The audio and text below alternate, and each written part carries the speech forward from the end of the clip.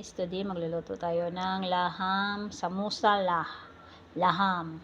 Ito yung mga ingredients guys. Coriander leaf, onion,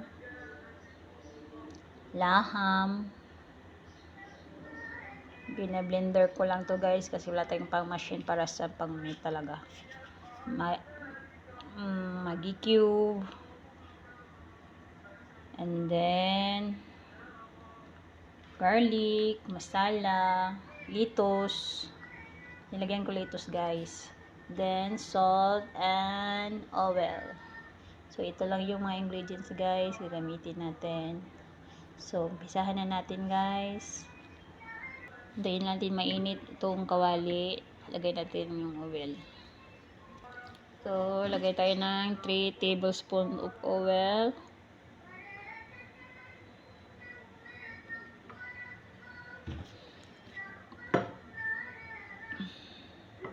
Yan lang natin mainit to guys, ang mantika or oil.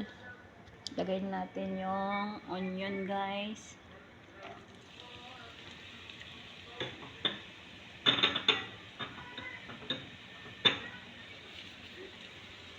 Haluin lang natin. Hintayin natin malambot ito. Para maging tender. Bago natin ilagay yung iba pa.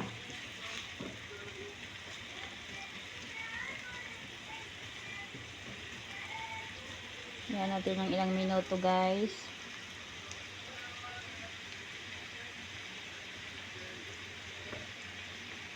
So okay na siya guys.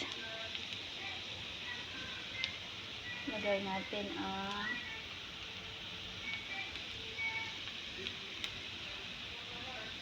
garlic. Same procedure lang ito sa ano guys sa samosa chicken. Ang magkaiba lang is yung ingredients nila. Yung mga ingredients na ginagamit. May pareho, may the same.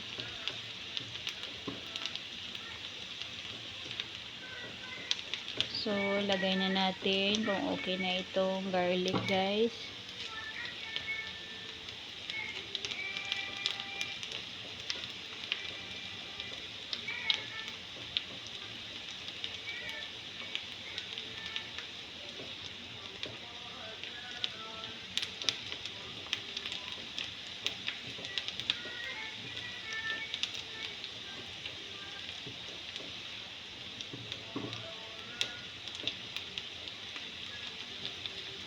So, kung tingin nyo, okay na siya. Malambot na yung mga onion at saka yung garlic.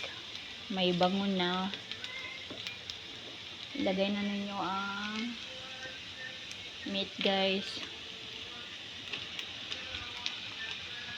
Laham. Ito yung laham guys.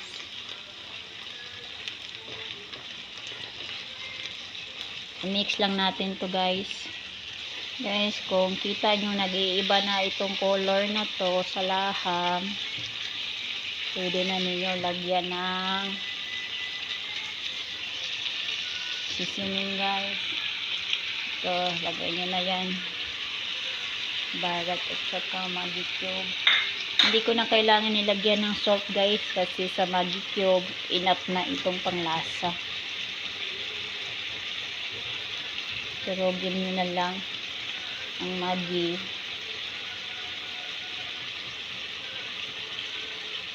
Mix natin guys.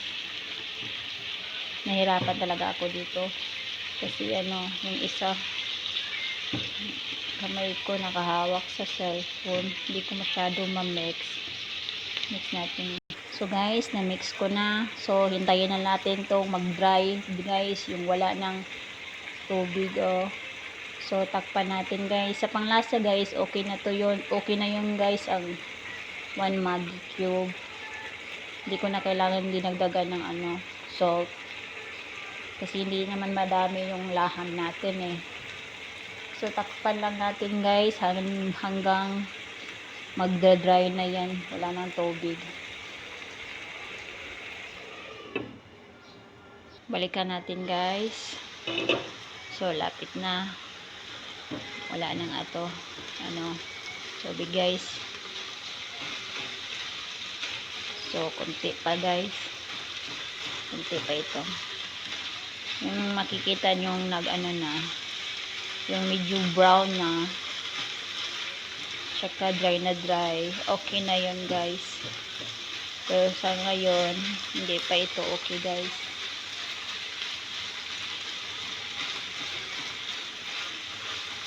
Kunti pa.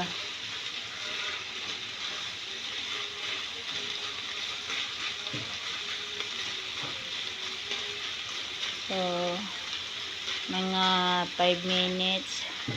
Balikan natin ng 5 minutes guys. Takpan natin. So after 5 minutes guys, try natin. Oh, okay na to guys. Lagayin natin yung apoy. So okay na siya guys.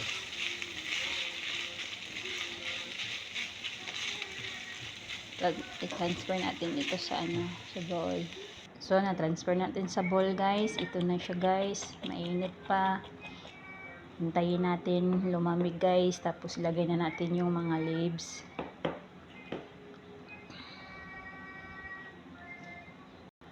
Ito guys, medyo malamig na. Lagay natin yung lettuce.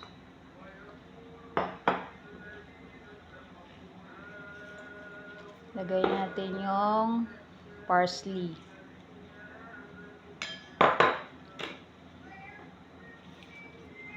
Haluin lang natin.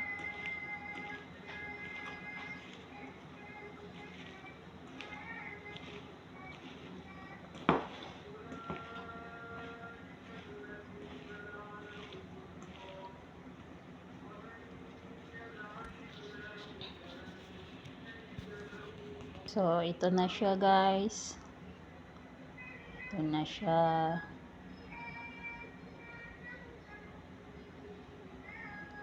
Salamat. Hanggang sa muli. Salamat. God bless us. Ingat kayo lagi. Bye-bye.